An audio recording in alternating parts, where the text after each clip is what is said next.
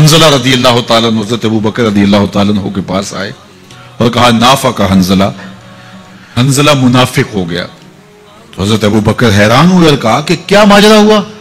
کہا کہ حضور کے پاس ہوتے ہیں تو کیفیت اور ہوتی ہے، اور جب واپس آ جاتے ہیں تو پھر وہ کیفیت برقرار نہیں رکھ پاتے۔ یہی تو نفاق ہے کہ وہاں کیفیت اور ہے اور یہاں کیفیت اور ہے۔ تو حضرت ابو بکر صدیق رضی اللہ تعالیٰ عنہ نے فرمایا کہ یہ حالت تو میری بھی ہے، چلو حضور کے پاس چلتے ہیں۔ آقا کریم کی خدمت میں حاضر ہوئے اور جا کے کہا کہ حضور حالت یہ ہے۔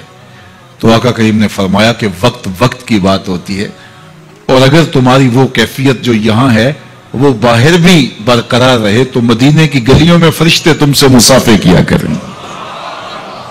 تو صحبت کا ایک رنگ اور صحبت کی اپنی ایک برکت ہوتی ہے، اس لیے اچھے لوگوں کی صحبت، اچھے استاد کی صحبت، والدین کی صحبت، اچھے دوستوں کی صحبت اور شیخ کی صحبت، یہ صحبت رنگ دیتی ہے۔ گر تو سنگے خاراؤ مر مر شوی چو بصاحب دل رسی گوہر شوی۔ مولا رومی فرماتے ہیں اگر تو سخت پتھر ہے، سنگے خاراؤ مر مر شوی چو بصاحب دل رسی، کسی صاحب دل کی صحبت میں بیٹھ گوہر شوی، تو موتی بن جائے گا۔ صحبت رنگ چڑھائے گی نا، صحبت رنگ چڑھائے گی۔ شیخ سعدی فرماتے ہیں میں حمام میں گیا تو وہاں مٹی تھی اور میں نے سونگا تو اس سے خوشبو آ رہی تھی، تو میں نے کہا تو مٹی ہے اور تیرے وجود سے خوشبو آ رہی ہے؟ تو اس مٹی نے زبان حال سے جو جواب دیا وہ شیخ سعدی نے نظم کیا کہ اس مٹی نے کہا کہ میں ہوں تو مٹی، لیکن چند دن تک پھول کے قدموں میں بیٹھی رہی ہوں۔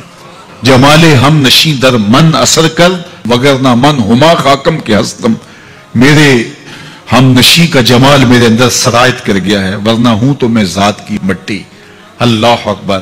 لیکن پھول کی صحبت کا رنگ چڑھا ہے۔ درد منداں دے سخن محمد دین گواہی حالوں، درد منداں دے سخن محمد دین گواہی حالوں، جس پلے پھل بدے ہون آوے باس رومالوں۔ یہ صحبت کا رنگ ہے جو اثر پذیر ہوتا ہے، اس لیے ہمیں اہل اللہ کی صحبت میں بیٹھ کے، صالحین کی صحبت میں بیٹھ کے، اچھے لوگوں کی صحبت میں بیٹھ کے سیکھنا چاہیے۔